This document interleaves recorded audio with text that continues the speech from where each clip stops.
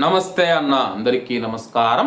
Kuwait మరియు Gulf దేశాల మీద ఇరాన్ దాడులు చేస్తూ ఉన్న వేళ ఇరాన్ అధ్యక్షుడు మనం చూసుకుంటే కీలక ప్రకటన చేయడం జరిగిందనమాట.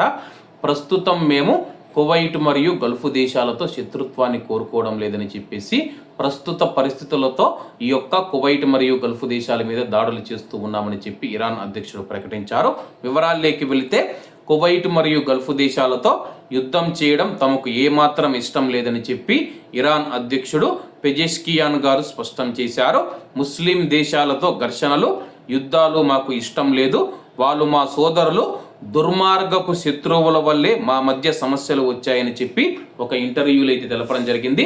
అలాగే ఆయన గుండె మీద చెయ్యి వేసుకొని కువైట్ మరియు గల్ఫ్ దేశాల మీద దాడులు చేయడం మాకు ఏమాత్రం ఇష్టం లేదు, కానీ శత్రువు ఎవరైతే ఉన్నారో మా మీద దాడులు చేయడం వల్ల మేము తిరిగి వాళ్ళ మీద దాడులు చేస్తూ ఉన్నామని చెప్పేసి, అంతకు మించి కువైట్ మరియు గల్ఫ్ దేశాలు మా సోదరులని చెప్పేసి మా సోదరుల పైన దాడి చేయడం మాకు ఏమాత్రం ఇష్టం లేదని చెప్పేసి ఇరాన్ తెలుపుతూ ఉంది.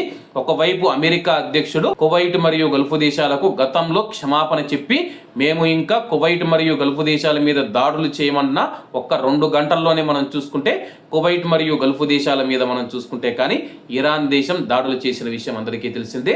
ప్రస్తుతం ఇరాన్ దేశంలో ఇరాన్ అధ్యక్షుడి మాటలకు విలువ లేదని చెప్పేసి అంతర్జాతీయ మీడియా తెలుపుతూ ఉంది. ఎందుకంటే ఐఆర్జీసీ ప్రస్తుతం కీలకంగా మారిందనమాట.